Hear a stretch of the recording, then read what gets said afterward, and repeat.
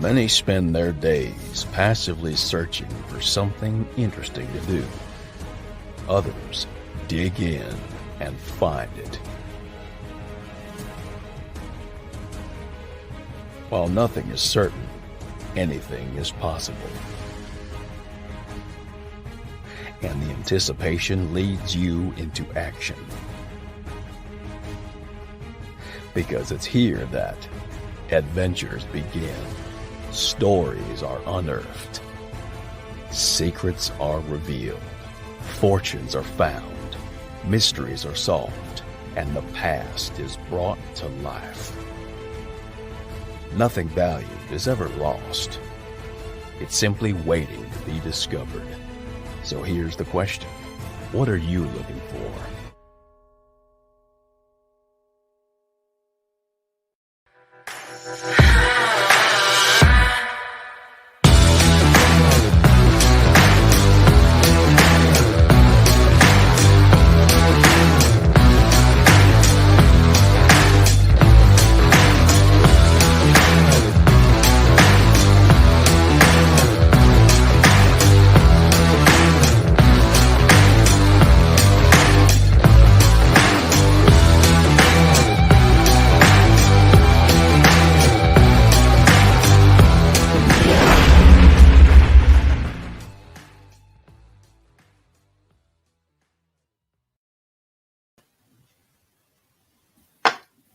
It's Thursday.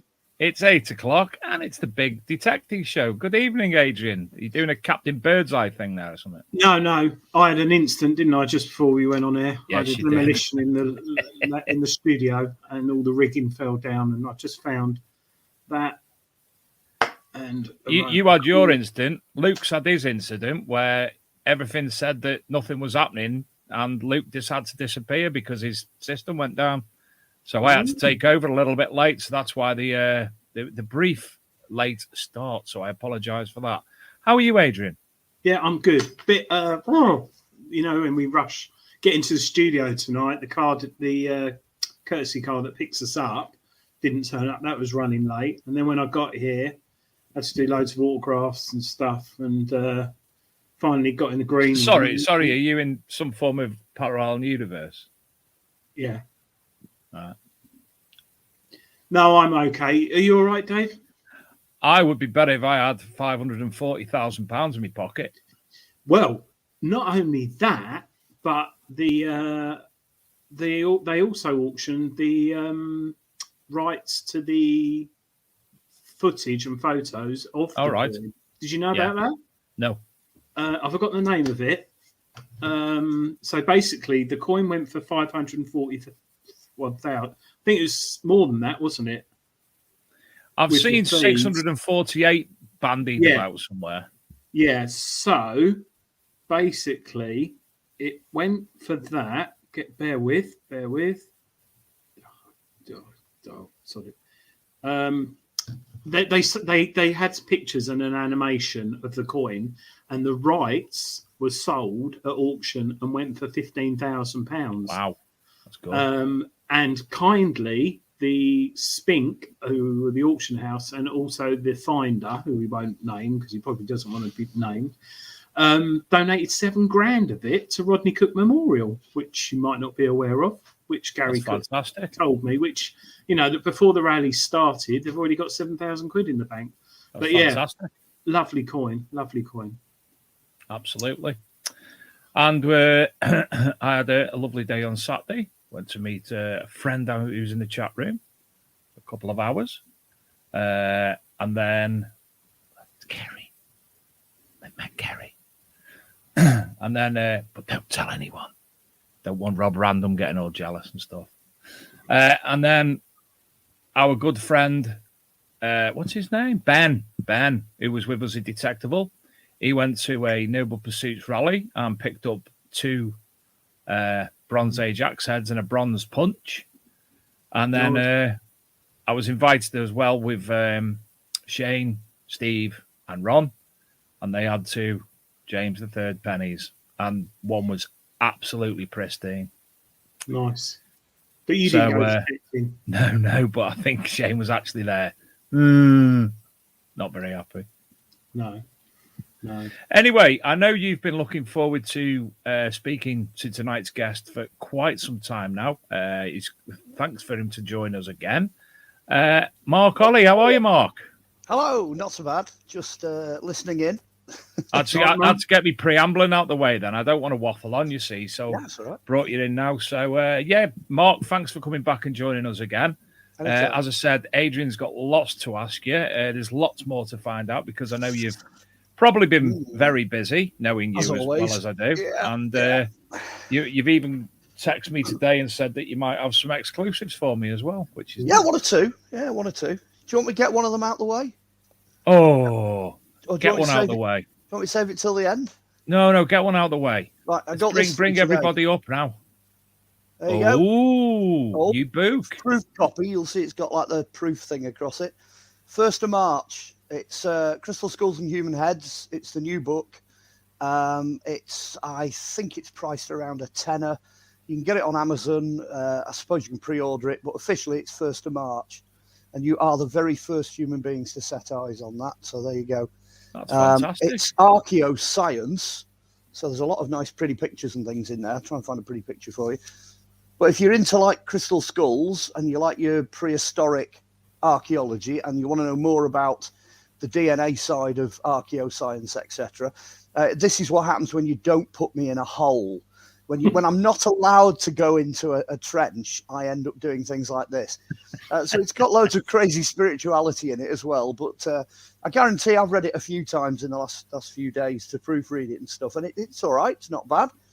It'll rattle a few cages and it's a bit sort of out there left field. But I think it's going to be a pretty damn good seller. And I've done it with, instead of going with my normal publisher, I've gone sideways, and because of the nature of the subject, it's more popular in the UFO community.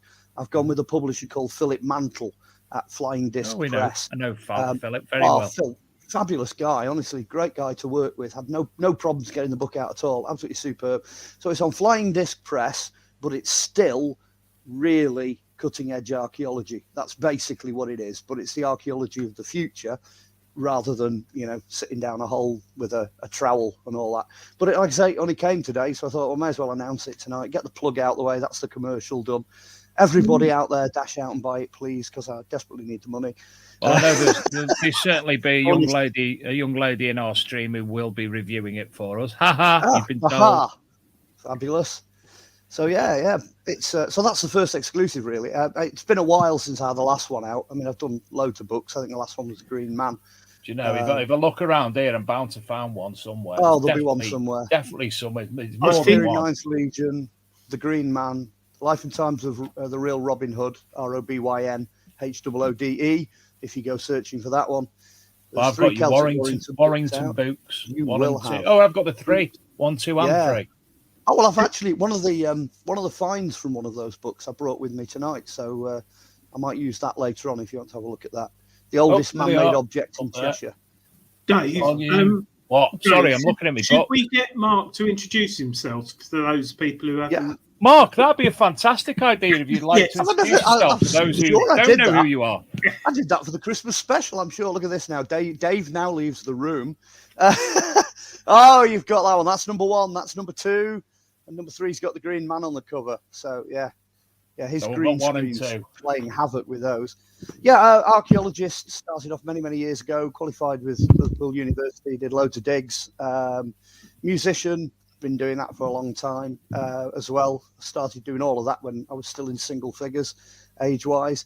I'm now, a little bit past half a century old, so I've been at it a while. And I do books. I write books. I do television. I produce documentaries. I've done Lost Treasures is probably the most famous one. That was a series I did for ITV, which actually ended up running for 6 years. It took us 4 years to film it, but Sky took it and it ran a while.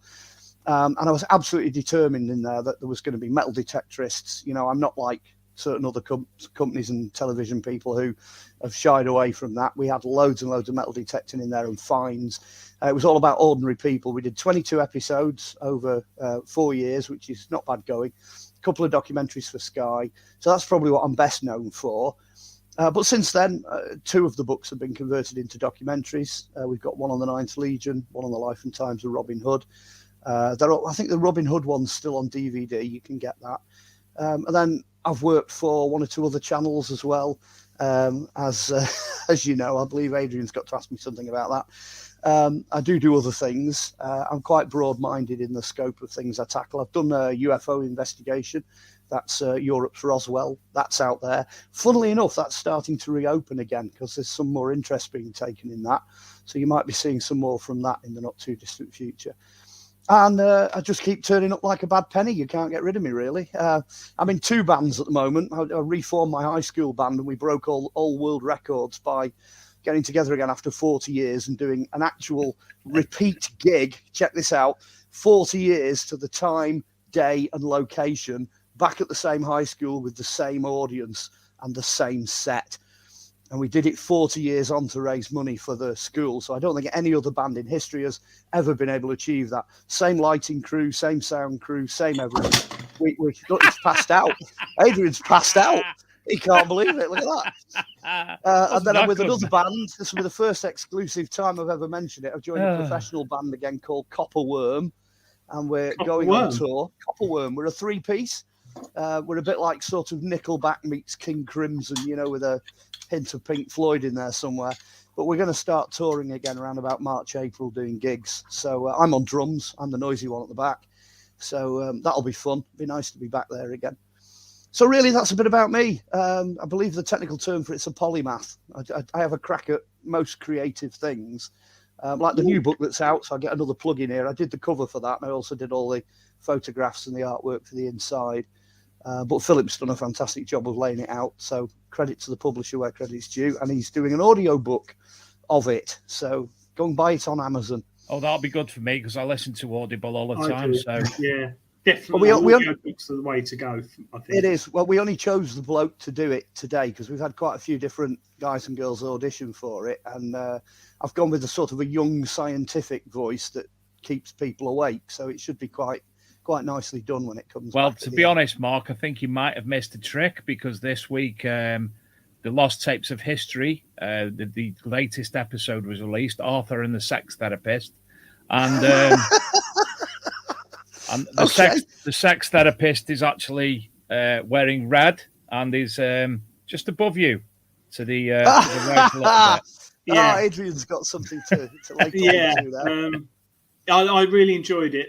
Lost Tapes of History, Kerry. I really enjoyed it. And I've got to thank her so much, not only for letting me do it, but I've achieved something which I didn't realise would happen. Maybe Kerry, it automatically does it when you do a podcast, but I'm on the Internet Movie Database now as an actor. You see, I'm I'm on the database as well, but whoever put me on didn't put all the Lost Treasures episodes on. So you've just got this piece of blurb, so it needs updating. But you've actually done real stuff. Well, not that. I haven't been a on couple of movies, but we don't shout about that. But Kerry says, just to note, it is fiction. Adrian is no way qualified to talk about sex, and she put you on IMDb. Oh right, thank you. I am qualified to talk about it. Mark, I'll just so you know, basically, Kerry created this podcast. That the first season was taking historic monarchs from history, obviously, bringing them into modern day society and put them into the first 10 minutes of a conversation, be it with a sex therapist, and etc. Season 2 is Tudors in modern society. Episode 1 was me, Lambert Simnel, sorry, and me, the chef. I was the chef. Right. Could you imagine that? So we had lots of fun doing it, and in a funny way, I sort of can. She's the comedic value of it is absolutely fantastic, especially his episode. I was crying in work. Well, there's a lot of double entendres in my mind. If she ever wants to do the Vikings, she could do Sacred Wind. She could do one of the Viking characters because I drum for that band as well. I'm a session player for Sacred Wind. There's only 2 of us really in the band, and we're both drummers, but it's all program stuff. But it's proper Viking metal, if you know what I mean. So we could do something with the Vikings if she ever wants to. Well, I've just introduced her to Norseman, and she very much fits as Freya, very much. Brilliant. Right, enough about Kerry because she does love attention so much. She is just an attention seeker. She loves us talking about her. Mark, just going back to your book that you've held up earlier. Again. Where did you get the cover from? How's the cover put together? Right, that's quite simple, really, for me. I photographed a replica skull, which is the thing in the middle, and it just so happens I've also got a modern day crystal skull. So under completely different lighting conditions, I had a bash at that. And then what I did was I had this idea, this concept that inside the crystal is the human. So I put the human skull back behind the crystal skull, sent it in as a kind of a demonstration copy of what I wanted the cover to look like. And lo and behold, there it is. They've actually put my original on the cover, which is quite a striking image, really. It is. I like that a lot. Yeah, it's also the idea that we as kind of humans, as people, as, biological entities are kind of staring out, if you like, through this strange, unearthly technology, which is, of course, quartz silica crystal. The subtitle kind of says it all, The Mystical History of Glass and the Extinction of the World. So it's, like I say, it's quite an interesting read. I imagine a lot of people who know nothing about archaeology are really not that bothered. They'll pick this up purely for the content. Mm-hmm. It really does sail the boat out there. And it's got a lot to say. It's what happens when, like I say, you keep me out of a trench and you lock me up over COVID. I slowly go nuts. And anyway, this is the result. Wasn't it Lloyd Pye who made an entire career out of the crystal skulls himself? So... Yes, it is a big business. Yeah, there's a lot of crystal skulls in there, but what I've tended to do is I've tended to go why, when, and what's the connection. In other words, why bother with quartz anyway? Why do crystals anyway? What's that got to do with the price of fish? Why has that got anything to do with ancient civilizations? And the outcome of that, without sort of blowing that chapter, the outcome is quite startling. It's one of these books where you'll slowly read it and you'll think, why on earth is he going on about this? Why does this end up being in this bit? And how does this bit fit to that bit? And as you gradually go through the book, it's like all of a sudden the bits start to fall into place and it begins to make sense. That's actually like knowing you're in real life, to be honest, Mark. Well, it is very much like that. Yeah. There's a hefty element of shoot it's a duck in there as well. You know what I mean? It's like if we can't prove something and we've got no evidence of something, I've tended to leave it out. But if I can pick it up and I can kind of go, yeah, that's it. It's there. It's real. It's physical. We can deal with this, and science has got it and tracked it and understands it. Then it's in the book. So from that point of view, it makes a lot of sense. It's a very sensible, down-to-earth book. So what led you to actually choose this topic in particular? I came up with a bit of an idea for doing something about 10 years ago. and I started it off as a PowerPoint. So if people have seen me out there, I actually toured the PowerPoint one year. I went out, usual sort of 50, 60 venues end of the year, and I went out to all these different venues, and I did it as a PowerPoint. And it kind of puts a lot of the points out there, but then it never had a conclusion. It never actually came to a proper end, the PowerPoint. It's one of the few that I do, it's probably the only one I do actually, that doesn't really have a hard conclusion. And it was so popular, and everybody was saying, well, you need to put some of this information out there. I've done it, I did it at Probe, which is a big UFO conference up in Blackpool when it was still running. So it's had a bit of sort of being out there. People are aware of it. And then I just thought, when I was under COVID, I thought, what have I got in all of those PowerPoints that could say something about how we're going to get out of this mess? You know, where's it going to take us? How we're going to climb out of the pit that this, you know, virus thing has put us into. So I thought, well, what I'll do is I'll go for it. I'll really go for it. And this, I'll try and get a conclusion for the book. And I have. It's concluded. It's not a massive read. It's whatever it is, 36,000 words or something. So it's not huge. But it's, you know, little book, big explosive impact, a bit like one or two of the others I've done. Sorry.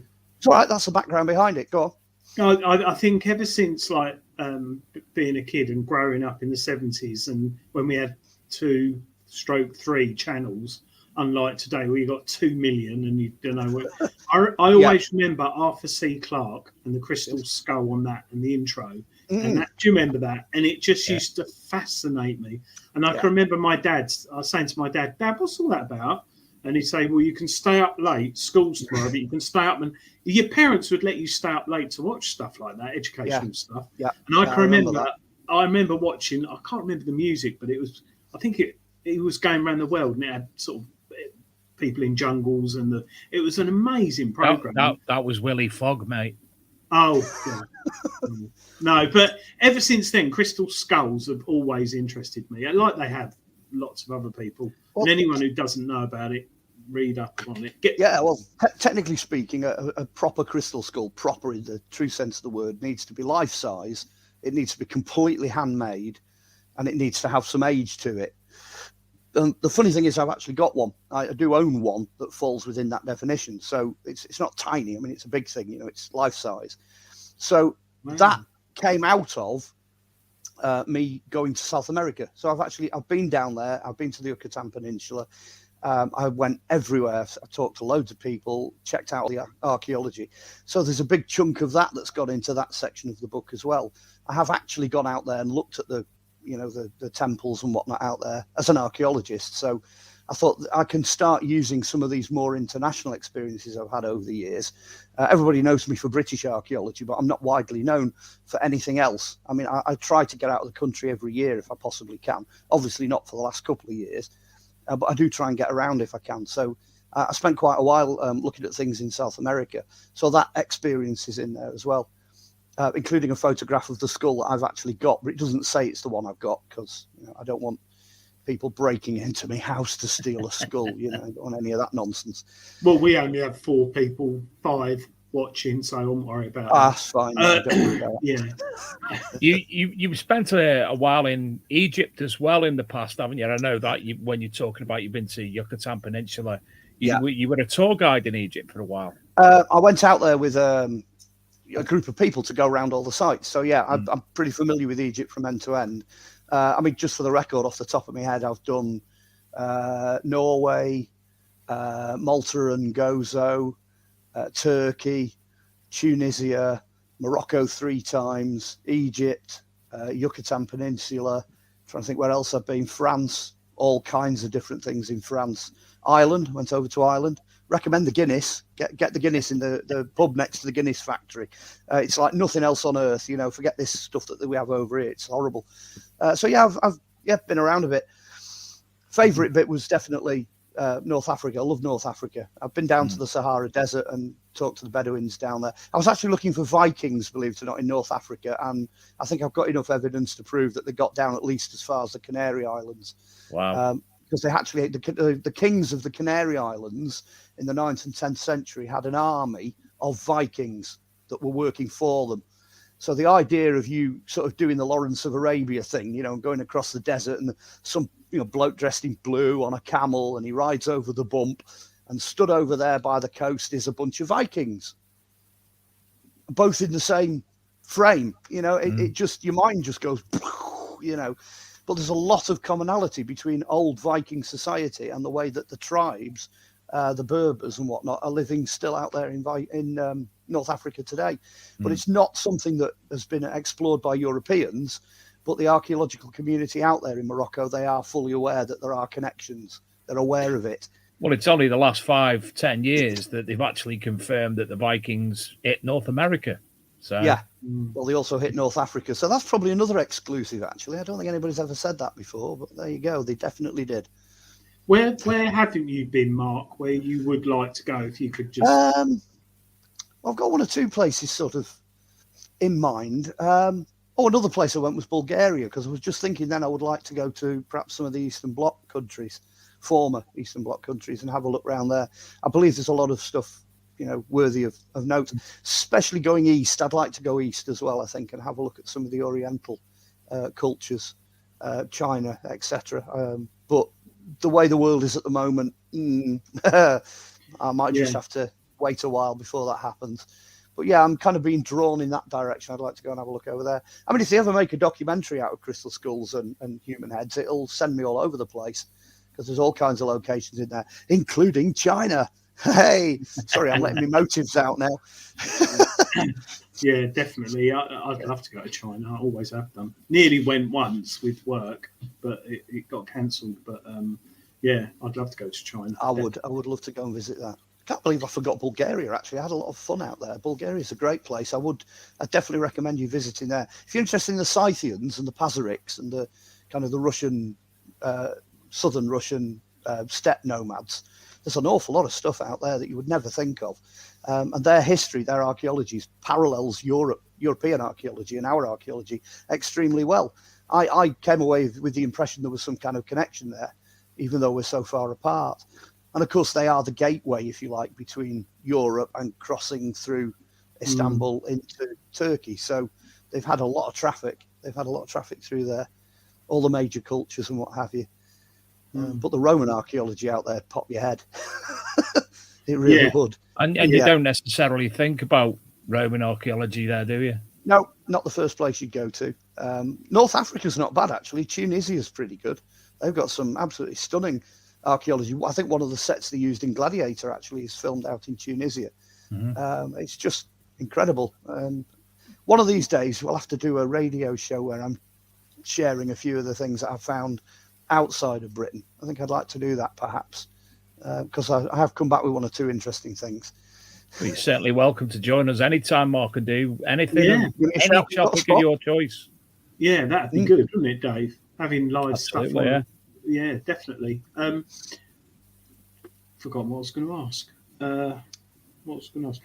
That's one question, changing subject slightly. When you visit these different countries that you've travelled, Mark, what are people's views on UFOs, and how to some think it's some type of god, to some people think it's scientific? What sort of views have you come across from people if you've raised it?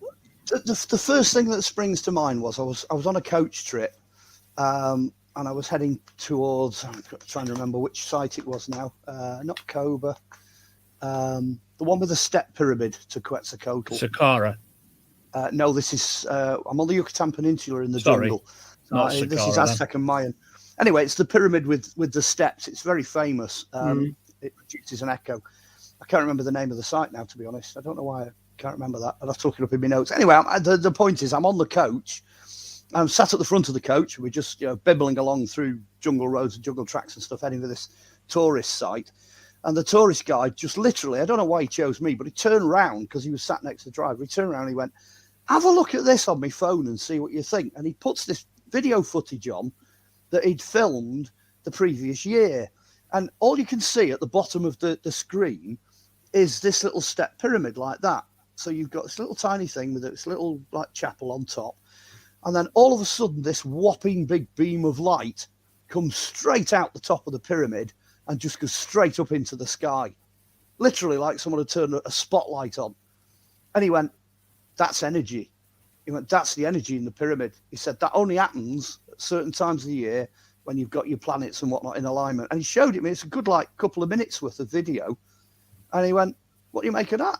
And I just went, I mean, pyramids are supposed to be these amazing power plants. You know, they're supposed to have power qualities. But he'd actually managed to film it, you know, and right at the end of the footage, it just goes off, literally just goes off. And the way it came out and the dimensions and the way it blurred out in size to the pyramid, it was almost certainly just coming straight out the top. It wasn't a spotlight or anything like that.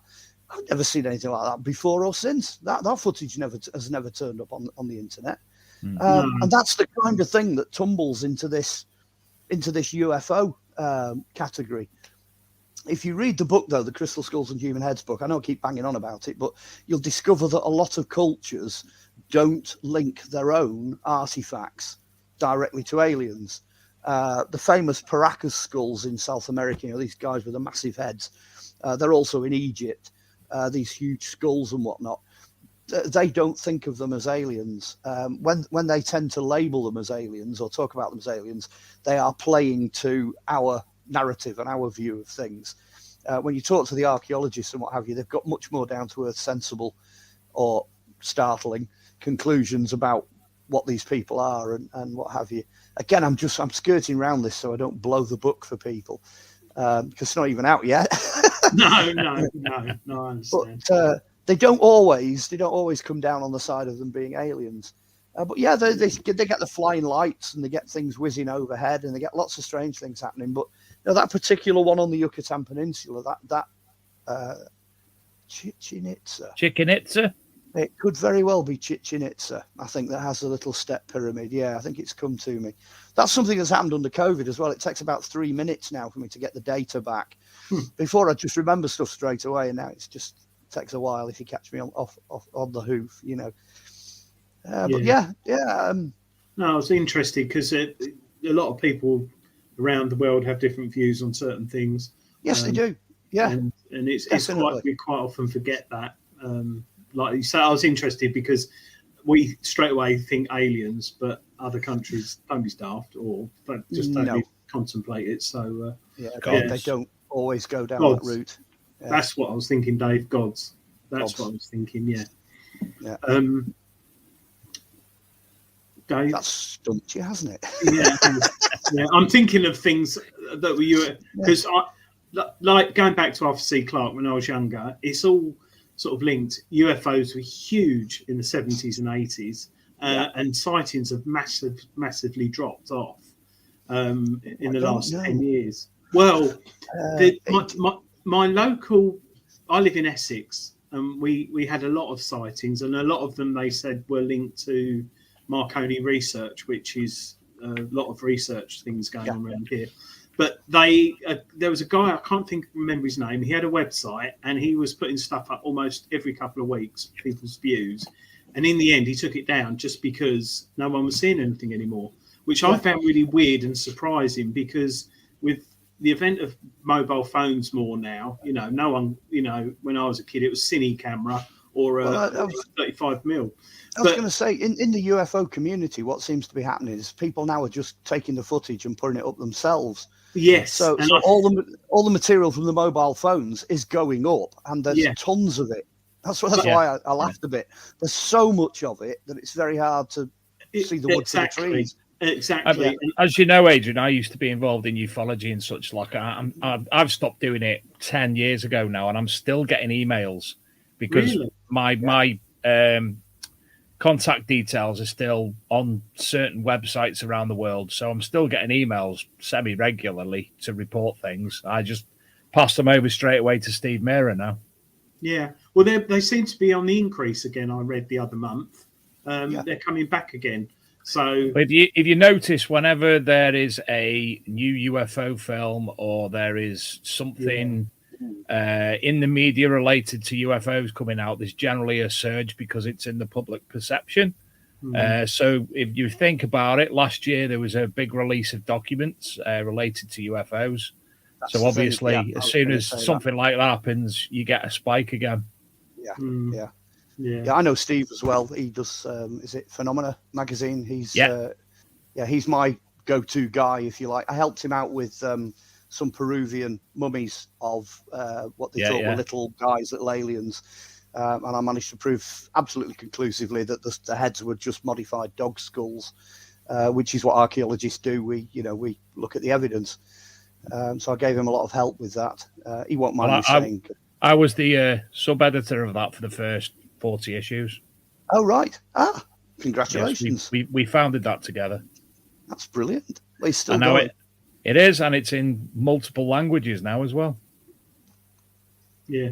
And of course, when you talk about the likes of the Awakenings and the Crystal Skulls and such like, Steve's got an event on next year, which we're going to be promoting this year, We're going to be promoting for him with the likes of Eric von Daniken's on the speakers, Andrew Collins, Hugh Newman, all sorts of the people within that community are on, and that's at Blackpool, because the organisation that Steve is a part of are currently renovating and building this entire new Eric von Daniken land in Blackpool, so it's all taking part there, Adrian. Yeah, is that? I've already got an invite, mate. I've got a press invite. Because that is huge, isn't it? I forgot. Yeah. I mean, there's two international communities. One, if you count metal detecting, there's three, because you've got metal detecting and that side of history. And then you've got the archaeology and history community, the archaeological community. And then you've got this other community, which looks at mysteries and UFOs, etc. And I found over many years, that they do overlap. Sometimes in bizarre ways that you would never expect. The common denominator, though, is this fascination that we have as humans with discovery and going after mysteries. For most of those categories, the chase is definitely better than the catch. Somebody could actually point to a UFO and go, "Hey, guess what? This is it, and I've got one." Everyone would be like, "Oh, there it goes. That's blown that one out the water." So people are really fascinated by those categories of things. So I overlap them all. I don't limit myself to any one in particular. I've just got to give a shout out to my daughter who's watching again. She's getting she's changing her whole. She's just becoming all interested in stuff. She's getting interesting as an adult. Good. She's lovely. She's 8. Well, sorry, Adrian. My daughter's came out detecting with me the week before last, and she's going to start doing it now, which is lovely. So all those years of being mocked and Mickey taken out of me and stuff, she. So what you're saying is, as well as James going out and finding gold on your site, she's now going to be coming onto your site and finding gold seals now as well. Well, yeah. Although I asked James what he found last weekend, pretty much. I think he found one Roman, and that was it. He had a bit of a bad time. But daughter's saying that she's bored. I'm not, Dad. I'm bored. Well, it shouldn't be boring. I mean, I don't have a metal detector machine. But No, she's bored. So she's watching this because she's bored. Look at that. Something like that happens. Is that a horse's head on either end? Cow. It's a cow on each end, or a bull.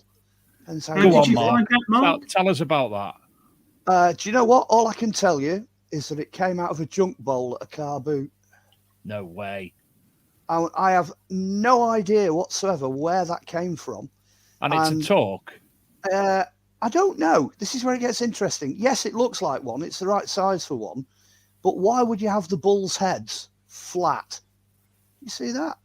Yeah. Flat. I don't understand why that's the case. But if there's anybody out there that can tell me anything about that, I'm tempted to say, I mean, well, style-wise, the heads are Pictish, but I couldn't put a date on it. I haven't got a clue. I mean, it looks convincingly old enough to be like 1,000 years, but I couldn't resist chucking that one in. So when all these kids are going, "Oh, it's boring, I don't want to do that, I don't want to wander around," just hit a couple of these fellas and it's not boring anymore. So there you go. I've done it. I've been all over the internet for this. Can't find it. There's a silver Pictish talk from somewhere up in Scotland that has slightly similar bull's heads. But this thing's really heavy and it's made of bronze. So I haven't got a clue what that is. Tony K was saying, is it sea serpents? Is it Viking? No, it's definitely. It's if I can get it a bit closer. Hang on, here we go. Does look serpent more. No, it's a bull. I guarantee it's a Oh bull. yeah, it is a bull. Yeah. If I can kind of just imagine that mooing. Looks like a shady dog to me. Or Pluto.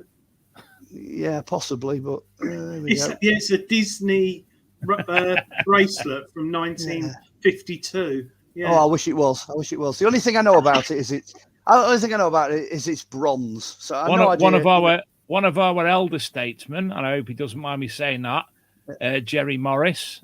He says, and he's an octogenarian. Is that the correct word, Adrian? Octogenarian. Yeah. In his 80s, he says it looks zoomorphic Saxon to him. Yes. Yes, he's right with the zoomorphic. There's no doubt about that. But I wouldn't have necessarily automatically have gone Saxon. But yeah, that might explain why it's not a common find. You know, it's not. Nobody else has really had one. So, but I mean, the only lesson I say it every time. The only lesson to come out of this is why didn't somebody just write down where they found it? You know, it's really the question to come out of it. Why put it in a bloody junk bowl at a car boot sale? Whoever had it, it was in there with a load of ordinary modern just dress jewelry, you know what I mean, and other bangles and bits and bobs, and that was the only old thing that was in it. That was it, and there you have it. Mental. No information, don't know. So that one's got me stumped. It really has. That came out of right at the beginning of lockdown. That presented itself, and through the whole of lockdown, I've just don't know. I've got a clue. Not been able to find anything about it. Because your other hobby is antiques as well, isn't it? Yeah, I do. Again, nice story. I mean, you can't be an archaeologist and an antique collector, or you end up being Indiana Jones and you get labelled as a tomb raider. So I don't do that. I don't commercially sell things of that age and whatnot. But my dad was a furniture restorer and antique dealer, and my mum was a jeweller and antique dealer. So between them, they ran like stalls at the weekends, and they had her antiques unit and all that. They started in 1976. So my dad was the one that got me started in archaeology. So out of respect, I said, okay, I'll do, antiques, curiosities, world goods, whatever you pop up with, I'll help you with the identification. So I've done that for a very long time. So my extent of knowledge of old things is all the way up to vintage. You could throw something at me from the Second World War and chances are I know what it was. But it's only because of all the years I spent with my parents doing that. So yes, I do collect stuff. I mean, you can't help it. You end up being stuck with things. In fact, I'll show you something I got stuck with recently. Somebody actually gave me this. I thought I'll put this on the show. But if I'd have put all of these bits I've got out, I think you'd have finished up with a load of stones, because a lot of them are stones. Here we are. Have a look at that. Here we go. It's a hold on. Yeah. How do we do that now? Make it bigger, Dave. Oh yeah. Can't miss it. A whopping great big piece of flint. There you go. Yeah. And it's got this curve to it. Yeah. Now again, that's another one of these things where somebody just came along and went, I found this rock. Couldn't remember where it had come from. And it was left to me to track it down. It's actually for scraping the meat off bones. If you've got a bone, let's say that, hang on, so try and do it. That's a bone, right? It fits and you can scrape the meat off. Wow. And you can recognize it from the material it's made out of and the style of it. It's Clactonian, which is I'll try and get this right. It's about, let's say 400,000 BC. So it's an Ice Age tool, and it's the real deal. So there you go. That's Lord. I mean, I've got a few of these in my own collection, but not knowing precisely where it came from, it's useless to most people. It's a shame because you guys come up with all this gold and silver, and what do we do? What do we come up with? We come up with this: rocks and broken pottery. So that has very little commercial value, unfortunately. But it's tremendously old. I must admit, when detecting, obviously you're looking on the surface, and a lot of the time I'm looking for bits of flint, arrowhead, and stuff. But I am metal detecting, and I quite often do get distracted because one of my permissions is very stony and rocky, and you constantly, your neck your screen's there when you want to look at it, but then you're going like this all the Yeah. time and swinging a detector. But my granddad he took up detecting in the mid-70s, and he lived near a farm and a field, and he was going out every day when he was retired. He'd go for a nice walk and a stroll, just looking across the ground and the field, and the stuff he used to bring home. Those days there were Roman coins on the surface because no one really got into detecting. But you're right, it's a chase, isn't it? You just and I think you mentioned boot sales. I love boot sales, not because I want to get a 1997 foot spar for 20, but because I already got to. But you're constantly looking out for that little bit of history that no one else knows about, and you can spot it there. And it could amazed what turns up. Absolutely amazed what turns up. Look at my find last year, Adrian. £5, and I got a Scottish Rites Master Mason's apron from Belgium. Yeah. For a £5. Yeah. That's amazing. I'd collect stuff like that as well. So yeah, I'd have had that straight away for my collection. Well, speaking of eyes only finds, when you're actually looking at stuff, I went out on a survey of a building with a friend of mine who was a photographer, who knew nothing whatsoever, nothing about archaeology at all. And we ended up walking back across the field at the back of the building. And as we're walking across, she picks up that and she went, "Is that anything?" Now, Dave will know what that is because it's in his book. I just thought I'd just bring that little fella out and show you. Now, it turns out it's a flint. You can tell it's a flint because it's got the spike on the top. Let me do that thing I should have done ages ago. Sorry. Yeah, it's been battered a lot on the bottom. If you have a look there, see all that damage around there? Somebody's actually hit it, and they've used it that way. Show you, and they've used it as kind of, they've hit it on top and used it as a chisel. Now, I picked that up. I took it off her and I said, well, it looks like a tool of some kind. I didn't know a great deal back then when I was doing stuff in the 80s and 90s. I said, well, yeah, definitely looks like something. So I actually took it to an expert in southern flints. And I said, we picked this up off a field in Cheshire. And he just looked at me with a blank expression on his face. And he went, "Nah, you didn't. Tell me where you really got it from." I said, "No, we actually did. We picked it up near Knutsford, near Tatton Park." And he said, "Oh." He said, "Well, you've just rewritten the entire history of the British Isles because that's a Hoxnean chipping flint. It's for splitting bone and stuff like that. Wow. And they're only made in Hoxney and Suffolk. That's the area they come from. So this has been brought up to Cheshire from there because there's no flint in Cheshire anyway. So if you pick any up, it's been imported. And they've got a carbon date for the site." And he said, "You're looking at somewhere around about 480,000 BC. And he said, at that point, Cheshire was under 2 miles of ice. He said, but clearly it wasn't. So my photographer lady, who takes all the credit, Leslie her name was, she picked that up and history was rewritten in one go. The other side of it, of course, was when you get one piece of flint, you'll very often get a few.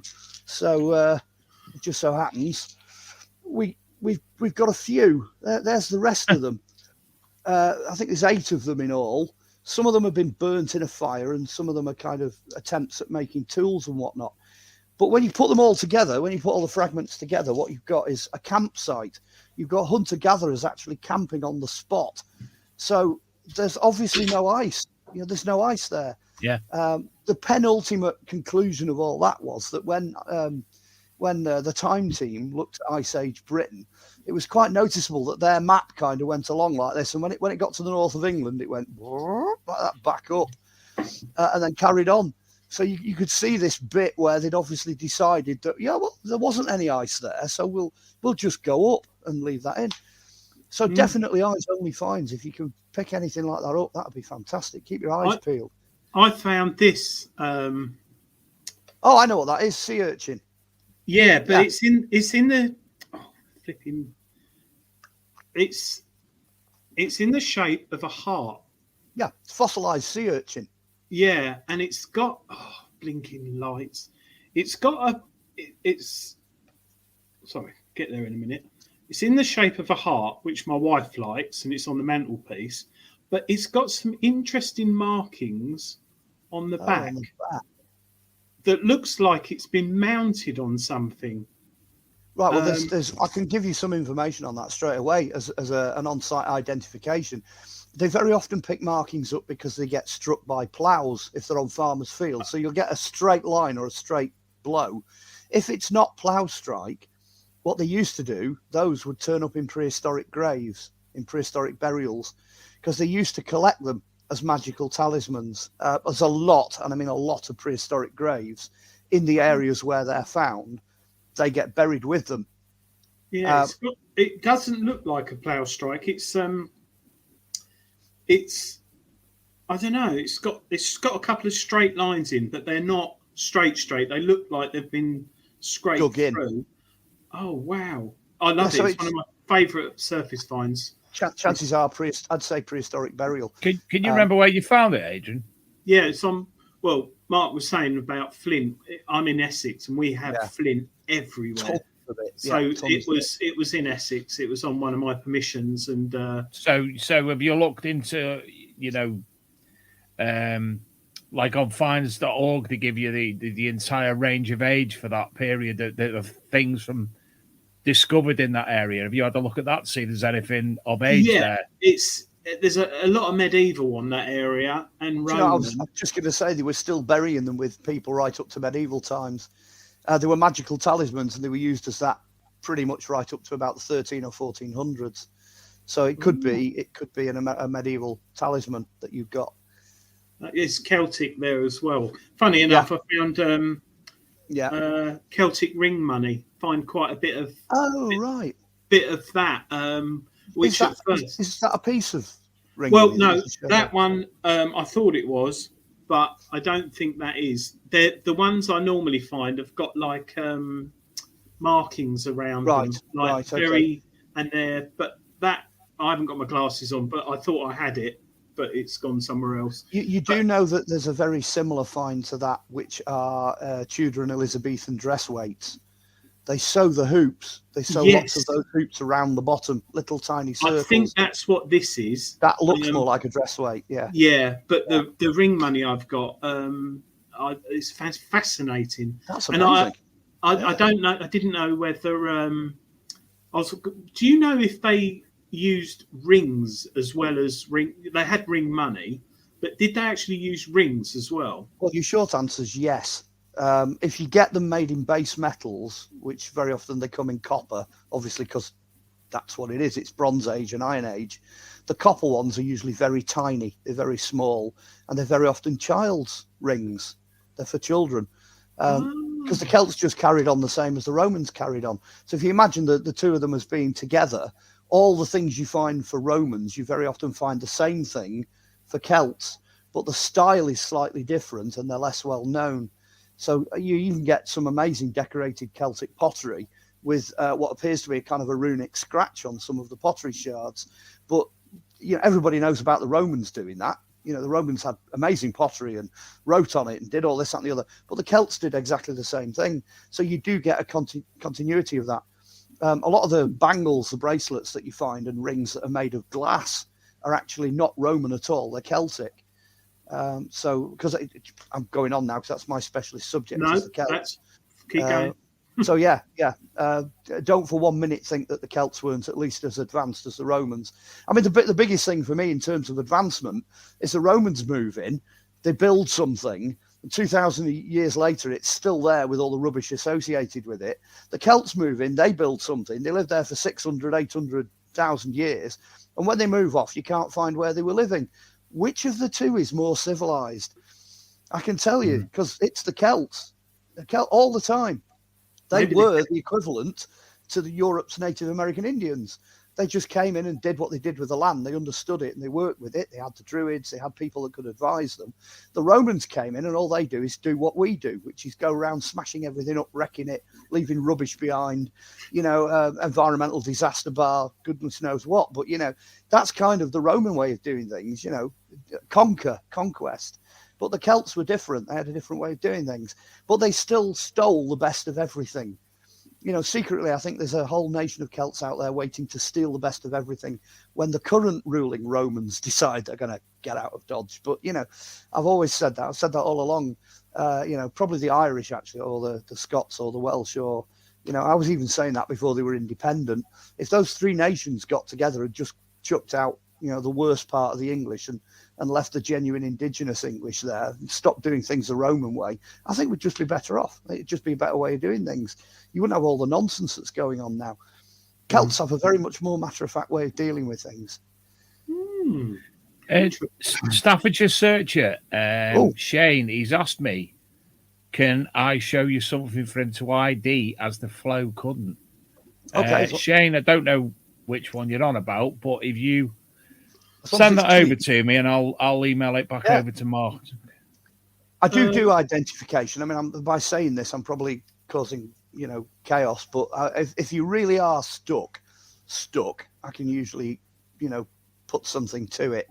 I used to do that when again, a bit of a plug. I do talks at metal detecting clubs. I'd be delighted to go, anywhere that can cover me expenses for getting there. I'll do talks for people and all that now that we're coming back out of the lockdown thing. I'd be delighted to do that. But then wherever I go, I always try to get the club to say, if you're really stuck and you've got finds that are difficult, let me know. I'm not brilliant with coins. I must admit, dating coins, I'm not very good at. But I can give you a general idea. So if you've got a coin that's a bit weird and it's not Roman, I can usually tell you where it comes from. But yes, I'd love to identify stuff. So if anyone out there's stuck, give it a go. Like I said, I've got a little bit over half a century experience in thousands of objects, probably millions of objects by this point. Adrian, have you seen this? Can you see that? Oh, is that one of the digs we did? That's my first ever trench that I'd done on one of Mark's digs. Fabulous. I even recognise the photo. That's ridiculous, isn't it?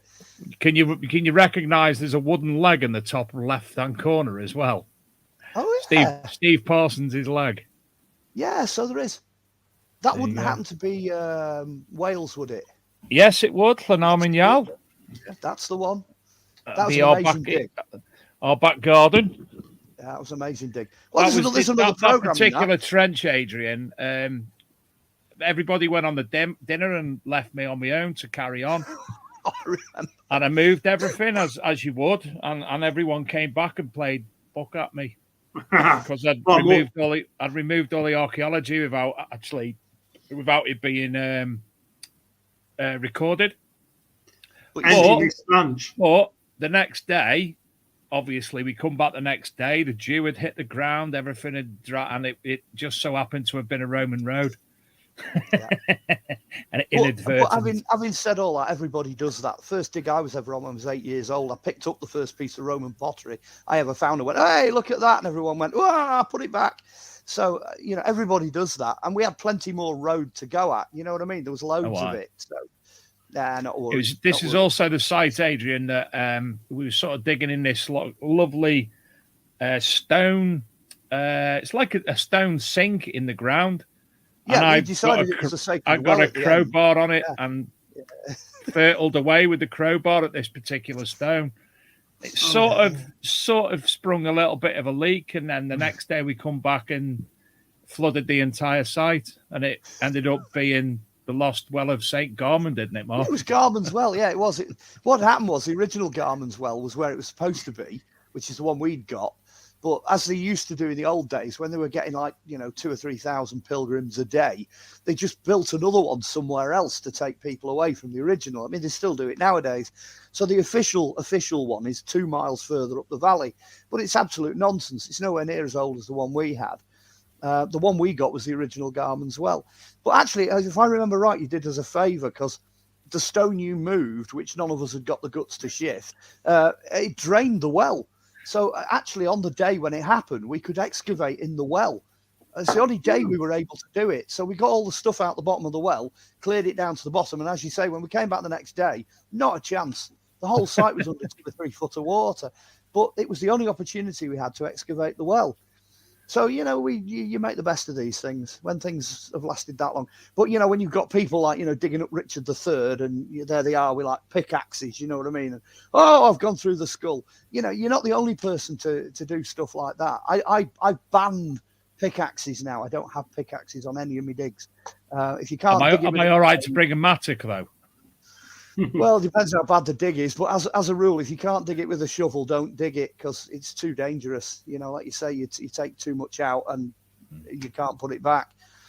That Richard III dig was the clincher for me. Poor lass that did that must have felt terrible to be doing that on camera. Bop straight through the top of his head with a pickaxe. It's like, oh no. Dave, I've got Shane's find that he'd like identified. Okay. It's the thing he thinks is a coin die. Ah, yes, the coin die. I will move over to it. You're amazing me with technology now because I can't do any of this. There you I go, see. Mark. Can you blow it up as big as you can get it? With hang on. Right, okay, I've got some idea of what it looks like on top now.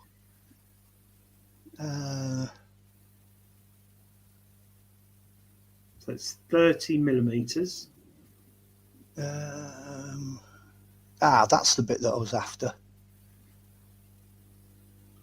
That looks to me like it's been handled quite a lot. Oh no, that's better. That's a lot better. He seems to think it might be a coin die. The FLO originally gave him that idea that it was. I mean, Shane originally thought it might be something that snapped off. Yeah, and just looks like that. Looking at it, I would say it's. Yes, I see where he's coming from as far as a coin die is concerned. I get that idea, but if that's made of bronze or anything like that, that's nice. Yeah, you see, if you smack that with a hammer, it'd be good night Vienna. That wouldn't work as a die. It's not hard enough. Yeah, that's true. I think looking at the corrosion as well, it's probably not. If you said that was medieval, that would probably be the oldest an item of that corrosion would be. I was looking at it. It's been handled, so a lot of stuff's sort of worn off it. But I think you actually only found that about 6 weeks ago in Staffordshire. Yeah, it's. I get where it's coming from. It's the right size, it's the right shape, and it's got that punch on top there. Now I'm at the stage of thinking, what else could it be? It looks almost like it's been crimped as well. It's got sort of squashy bits on either side, like it's been held. Sounds like me. Yeah.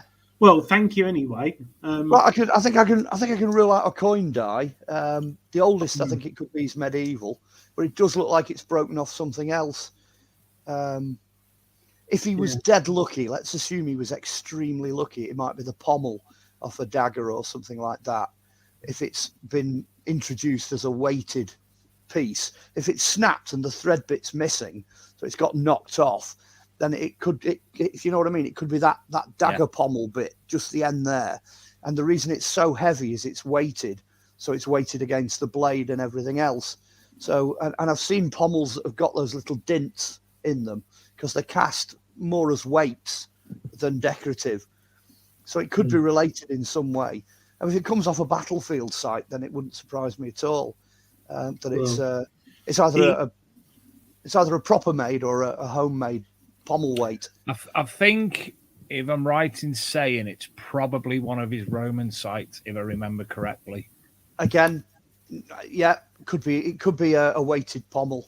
That's the best. Looking at it without handling it, that's the best I can do from photographs. I was right. It is a Roman site. Go me. Yes. I never get things right. I was trying to find Shane. He was he is a driving instructor, isn't he, Dave? Yes. And in lockdown, obviously, he didn't have any business, so he bought a metal detector and went out detecting, and he has some amazing finds. They always call it beginner's luck, but it never is because luck's luck. Yeah, it's some great stuff, and I'm very jealous of him because if he hasn't got someone booked in for a lesson, he can go out detecting. Whereas, sadly, like me and Dave, we have to go to work and do our. But no, we love our jobs, and yeah. What's worse is that some of his sites overlook where I'm working while I'm there. Oh, does he wave? Does he wave as he goes by? You know, Probably gives me the V's. Mark, have you ever had a metal detector? Right. This is the honest truth. I went out and I actually bought a metal detector in 1974. So you can Good year, imagine, that, Mark. Good year. It was, but you can imagine what kind of detector it was. It was a butty box with a battery pack that went ooh, and that was it. So if you were on something, it went ooh, and if you're off something, it didn't make any noise at all. So you're walking along and it just goes ooh, and that's it. You've got no idea what you've gone over. So when I'd kind of run out of, drains, tin cans, horseshoes, pieces of chain, I mean, I gave it a good go. That summer, 74 to 75, that summer, I gave it a really good go and decided that I was going to stick to the trowel. I was going to get in a hole and, do the whole archaeology thing and go down that route. Mark, does it make you feel old that you had that metal detector the year I was born? Oh dear. Do you know what? The only thing that makes me feel old actually is the way I'm beginning to look, because under lockdown I've changed appearance quite a bit. And those fabulous black locks I've got, have all disappeared now and they've all gone grey or waved goodbye. So, that's the only thing that makes me feel old. Other than that, I'm exactly the same person inside. I'm still running around doing exactly the same things I was doing back then. So, it's one of those. Well, metal detectors have changed a lot now. They have. Well, Mark's a big advocate of metal detecting. Yeah.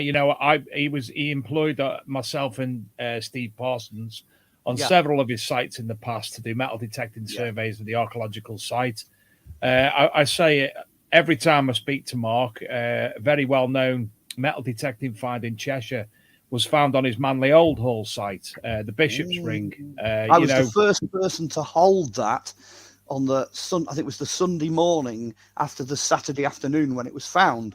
Mm-hmm. So the very first identification ever done on that, I literally sat there with a laptop and went blah, blah, blah, blah, blah, and wrote it all out. I had a shot at translating the inscription on it and one or two other bits and bobs. That was the only description that went right the way through the entire process, right through to the end when it was sold.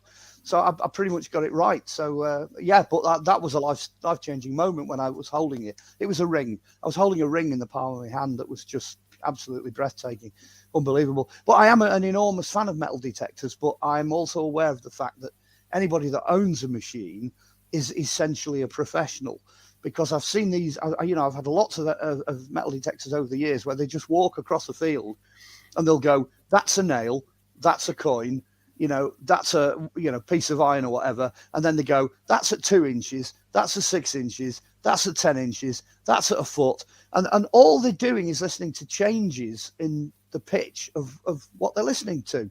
And again, utter respect, and the ability to preserve objects now has come on in leaps and bounds. There's entire books been written on it now, so a lot of the finds that you guys are essentially rescuing, because that's what you're doing. You're saving them from being corroded away or destroyed in the fields. You can now also preserve them.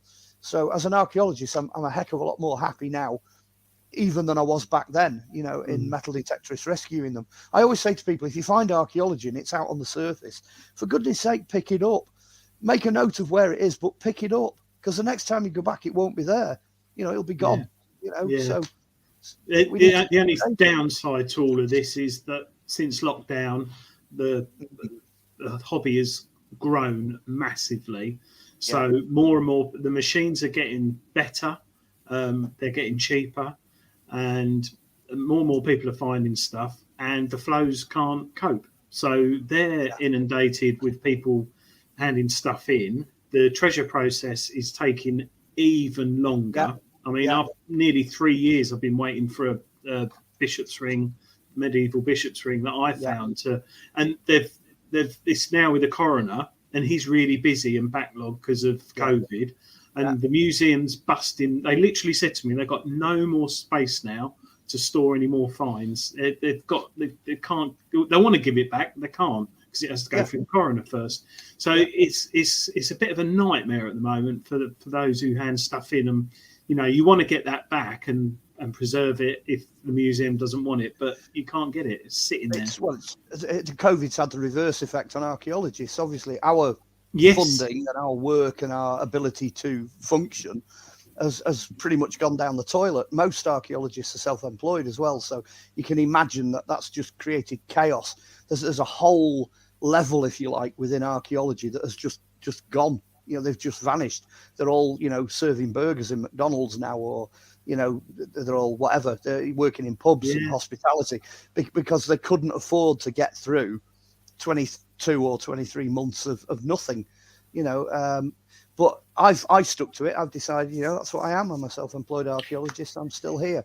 You were a tutor at Chester University for a number of years, and they themselves, they've put more or less a stop to that program, haven't they? Yeah, they have. I was also an exam invigilator as well, so for a couple of counties. So it's hit that. It's hit the visiting lecture series has been hit. And I also lecture for Wilmslow Guild, which is the oldest adult learning body in the country, possibly in the world. I think it's coming up for 100 years now. It might be next year, actually, thinking about it.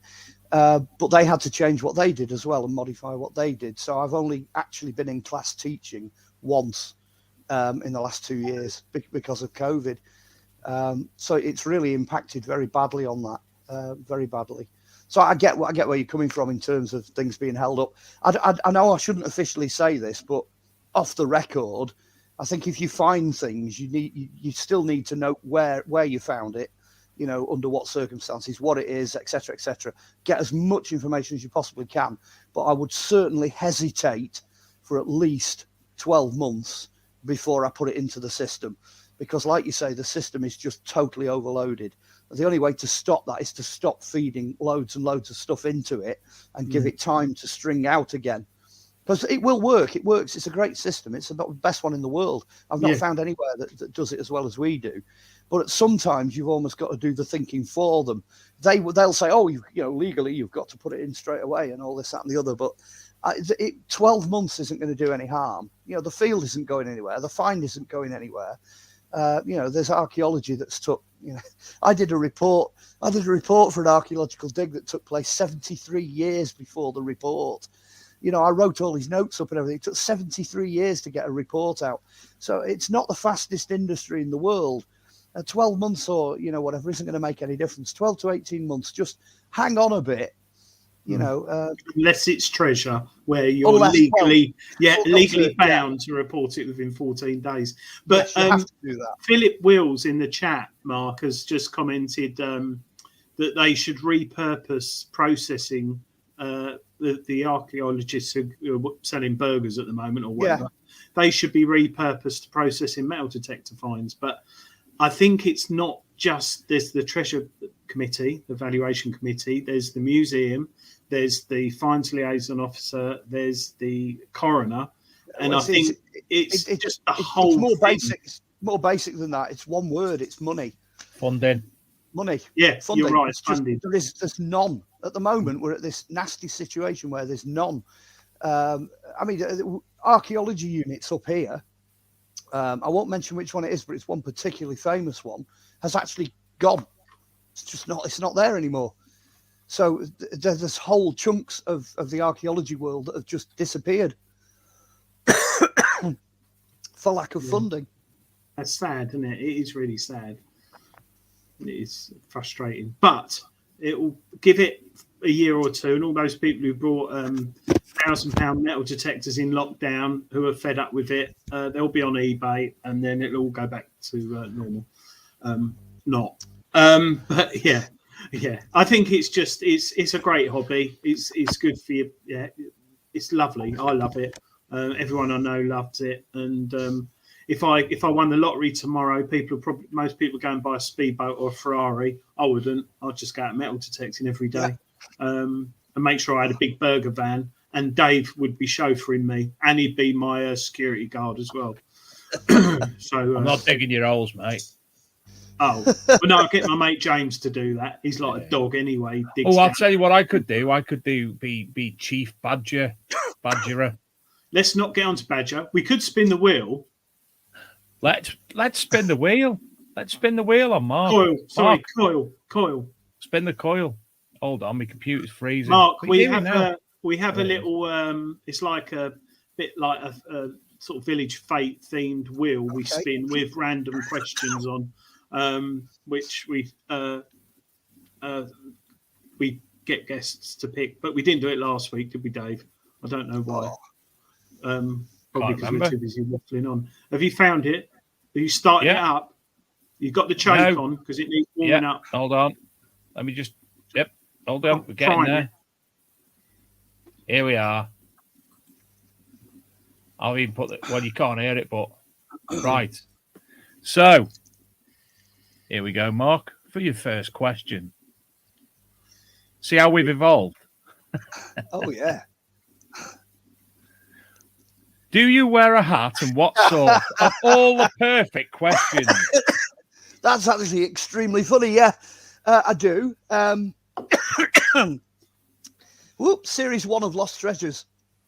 I wore a matador hat, a black one, and the 2 subsequent series, it was an Australian bush hat called an Akuba, and that's a black one as well. So yeah, very, very specific, distinctive hat. Indeed, yeah, I do. I don't normally wear that every day, but I do wear it a lot. Brilliant. Right. Even I knew that one. Spin the coil. There's a few metal detecting ones in here, Dave. So let's change that to your dream archaeological location, Mark. Wow. You have to give me a minute on this one. I'm going to say in Bulgaria, they have a valley, and it's not far from Sofia, which is the capital city. As you're looking at the map, it's kind of off to the right. And this valley is full, they reckon, of about 30,000 burial mounds. Wow. And what they've done is they've started at the front end of these burial mounds. They've dug about half a dozen, and they've had gold and treasure out of every single one of them. And there's just, as far as the eye can see, just mounds, loads of mounds. I would love to go back to Bulgaria and do some work in that valley. Do you know that makes sense? I follow Archaeology Bulgaria on Facebook, and they're quite often putting things up gold finds, and that obviously makes perfect sense. Well, I'll let you into a little secret, because when I went out there, they were still suffering because the Russians had pulled out. And there was just nobody there at all to do anything. And I actually met the head of archaeology for the country, for the whole of Bulgaria. So I went visiting Dolenko Tarnovo, which is the old capital where the archaeology headquarters are. And it was a lady. And she actually, through a translator, she actually said to me, she said, do you want a job? Because we're looking for a number 2. You could be the number 2 archaeologist for the whole of Bulgaria. And I was like, oh, yeah, I'd love a job like that. It pays about £3,000 a year. Sorry. Yeah, that was my reaction. And then I got on the plane and I flew home, and I was sat at home and I was thinking, I might have just missed an opportunity there. I could have shot myself in the foot, because I was thinking of all the sites that are out there, and I was thinking, who cares? You know, food, house, who cares about that? I should have said yes, really. But then, of course, had I said yes, there probably wouldn't be any lost treasures or anything like that. But yeah. Anyway, there you go. It's funny because I just tested a metal detector made in Bulgaria, and it's very popular out there. I'll ignore that one. And I found a gold noble with it, and it's a basic machine. Well, not basic; it's a powerful machine, but it worked well. That's not as daft as it seems. Go on then, beat your field. For an archaeologist, actually, that's an interesting one, because archaeology on the coast is a different kettle of fish altogether than doing archaeology in a field. And I actually do really enjoy beach combing. I like beach finds. There's a lot of stuff turns up on the beach. I can't tell you exactly where, but on Anglesey, for example, there's a beach where the burial mounds have been eroding into the sea for years. And you pick up some incredible stone axes. You just walk along the beach and they're just all lying there on the beach if you know what you're looking for. I didn't believe it because somebody else told me about that, and I actually went down there and I found one within about 20 minutes of going on the beach. Wow. Yeah. So actually, beach or field, if I'm in a relaxed mood and I just want to, go out and walk in the sun and listen to the waves, I think I'd take beach. Got to love the beach. Detecting, absolutely hate it. But that's my name. You guys have got the opposite problem, yeah.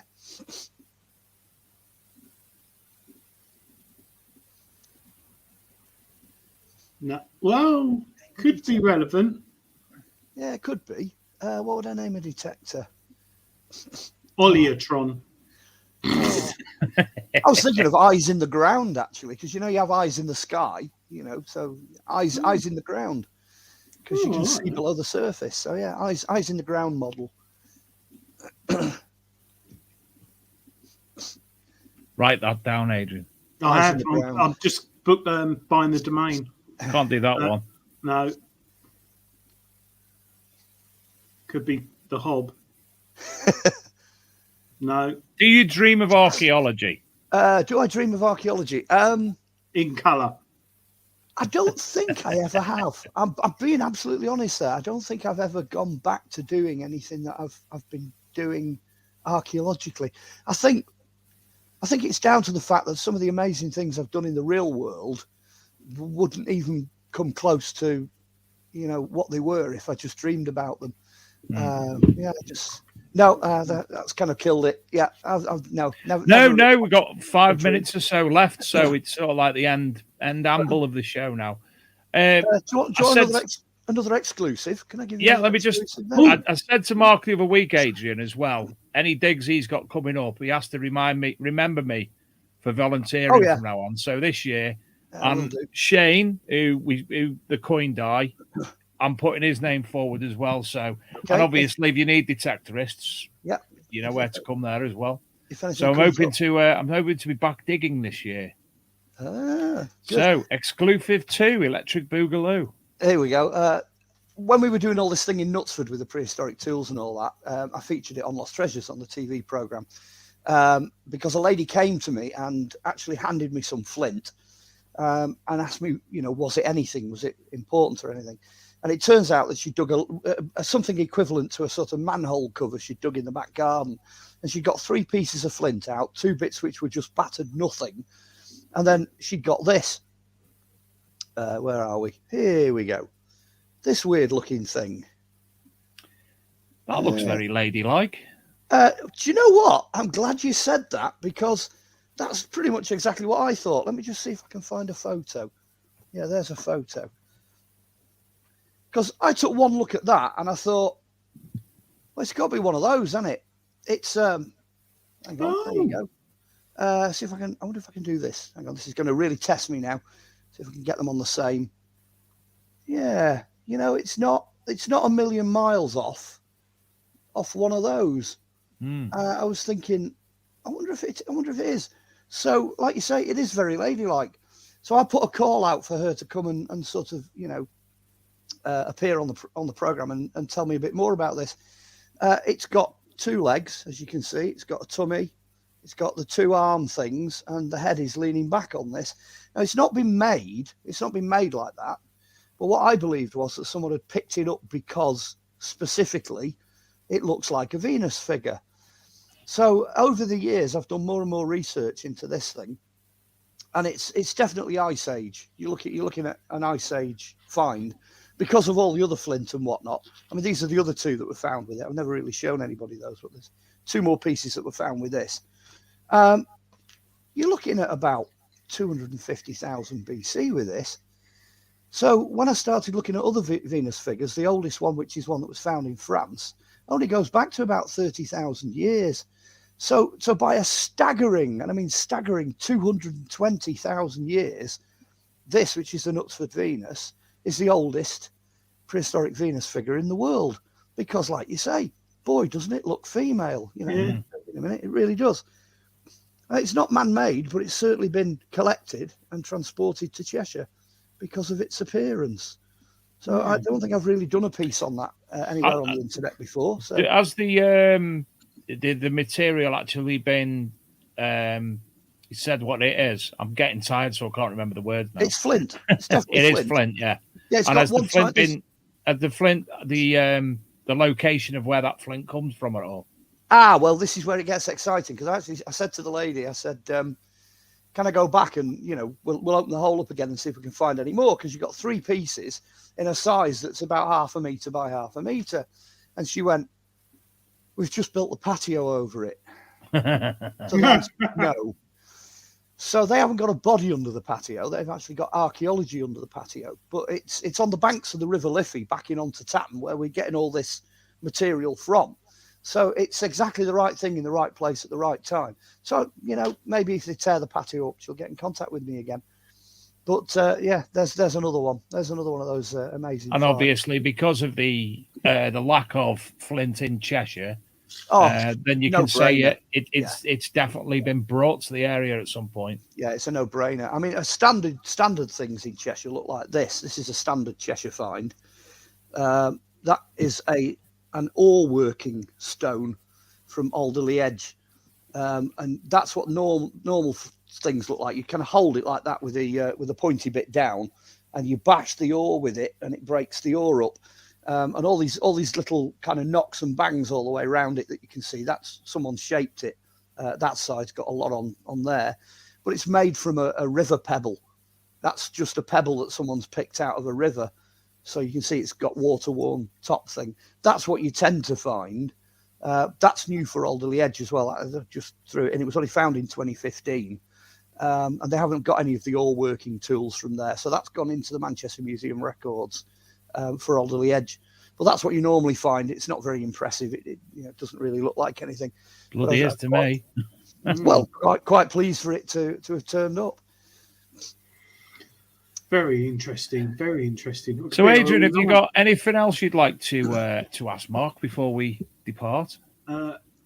No, because we'll be here all night. I think I had some questions, but I wrote them down about a month or two ago, and I've lost them. So they'll probably. Well, I'll tell you what, Adrian. I can send you Mark's email, and you can ask him yourself. Definitely. And I appreciate him offering to help out with anyone's finds, because anything I can do. Yeah. The last piece of television I did, I think you were going to ask me about. It's on Iconic Media, which is David Icke's channel. I did a pilot series for a program he's doing on walking. It's called The Walk, and I do about 20. I think it's 22 minutes. I do on Avebury. So if you can find episode 1 of The Walk out there on Iconic Media, that's the last thing I did to camera. That's quite an interesting thing. It's worth watching to see what comes out about Avebury. That was your pre-YouTube days for your new YouTube channel. Yeah, I'm not. I don't know. Don't blow the gaff on that one yet, because I'm not sure. I'm still kind of looking at the idea of doing something on YouTube. It'd be really nice. I mean, that's beyond exclusive because it's still rattling around in my head. If I can get the technology and the method for doing it sorted out, I'll be doing that. I think I could probably do sort of half an hour programs on stuff and perhaps float them on YouTube. So that's what we're looking into at the moment, because I'm really brassed off with Facebook with the way they've behaved recently. Quick plug on your book, though, Mark. Quick plug on your book. Quick plug on the book. Forget that. Oh, if I can find it, here we go. You don't want to know what I got down here. I've got a box full of stuff, but I think it's going to go that way. There you go. Yeah, they are. Crystal skulls and human heads, and that's coming out on the 1st of March. And you can order it from Amazon. I'm going to keep it nice and simple. Just go to the one supplier. All the other books are available everywhere, but this one will be eventually. But just focus on Amazon and order as many as you possibly can, because that will get me nicely out of COVID. It's only £10 as well. I think it ends up with postage and all the other nonsense to do it. It's £10.25. Bargain. Which kind of, why bother with the 25p? But apparently they want to. So cheaper than a packet of cigarettes. Yeah, what can you do with a tenner nowadays after COVID? 20 fags. Do you a lot less damage as well. Mark, do you have any public engagements that are open to the general public to attend in the near future? I can flip that round the other way, actually, because there's two things going on. First of all, I'm trying to put a tour together. I don't care about all this lockdown pants and nonsense, the rest of it. I am definitely, the end of this year, going back on tour from August to December. I'll keep going till I drop. So my first thing is, if there are any clubs out there, anybody, anywhere, within a couple of 100 miles of the north of England, I will come out and I will do stuff for you. So please book me. I've got 37 different topics at the last count, and a lot of them are metal detecting related. And the second thing is, the short answer is, no, at the moment I don't have that tour planned out, but I will be back on the road, and there are bookings coming in for August and September. So stuff will be coming up. I used to say follow me on social media, but you're just going to have to wait till I sort that one out, which I will, I can assure you. At the moment, I'm looking at kind of Instagram and Twitter and stuff like that. Or you can utilise the Archaeology and Metal Detecting magazine and the Big Detecting Show. We can put that information out for you, obviously. Yeah, why not? I will. As soon as I know, I'm going to send an email out to everybody. Basically, I just think everything got very baggy. Before lockdown, everything kind of, nobody knew who was doing what, and I was everywhere doing. I mean, the last tour I had cancelled under COVID, there were 75 dates, but most of the groups weren't talking to each other. So I want to try and join all the lines up now and try and make it a bit more substantive for people, so that they know where I am and they know what I'm doing. So hopefully, certainly by the middle of this year, there'll be a lot of information coming out. That's what I'm aiming for. Well, if you want a rather snazzy website, I know somebody who's fantastic at website making and design. And hi, Adrian, you all right? You're selling yourselves very well here, actually. Adrian. Davis, yeah. And if you're looking for someone to make cakes for parties, bar mitzvahs, eat cakes. Oh, I'm sorry, eat cakes. Eat. Get it right. Yeah. So he has his cake and eats it. Do you know what my nickname was by Mark on site when we were doing the archaeology? Super Dig. Super Dig. Super what? Super Dig. Super Dave. I think it was Super Dave. I was the stupid one who just went and dug everything up within a couple of minutes. It was quite funny, because if we had a place that we needed clearing fast, we'd send him in. There's no doubt about it. Him and his mattock, it'd be like, off you go. You know what I mean? Boom, gone. But that meant we got a lot of things done as well. So hats off to you, mate. You really did shift a lot of stuff. And I've twice got pulled out of a trench for turning purple as well. Yeah, but can't fault you for your enthusiasm. Stopped me breathing and didn't realise and went purple because I was so engrossed. Get out the hole. No, I'm enjoying it. And do you know what? We talk about metal detecting being therapeutic. Again, exactly the same feeling, Adrian. Lying in a trench on your belly, scraping and dusting away. Yeah, or even doing it on the way home after a rally. It's implicated with ale, which I quite often do. But yeah, there was a fair bit of that as well. We archaeologically explored quite a number of hostelries on our way back. The Raven in Llanarmon and Yal. Oh, that's gone. It's shut. I know. Yeah, I know. It doesn't exist anymore. That was fabulous. My very first dose of Black Mountain was in there. I thought you were going to say Clap then. No, it's an American, not American, Welsh. It's a Welsh brew. Yeah, they brew in North Wales. It's amazing stuff. Well, listen, Mark, I'm going to let you go now.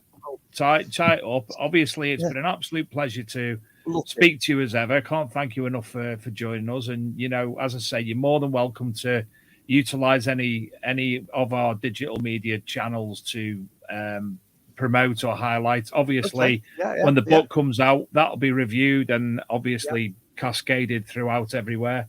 So, and if anyone wants to book me through you. That's the way to go. Yeah, I think. If you want to contact Mark, give me a shout and I can put you in communication with him.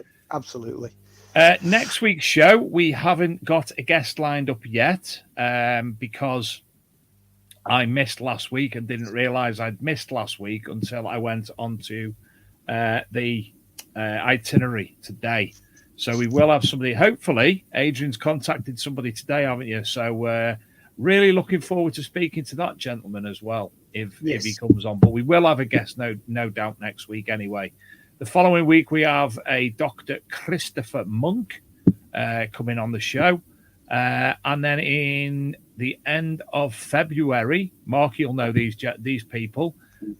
We have representatives from the Sick to Death Museum in Chester, which is all Roman and medieval illnesses and such like. Oh, so, you'll love them. You will. You'll have. They are fantastic. With them. Just make sure you got a bucket of pox cream to hand. You know, you'll be all right. Got me tablets. Right.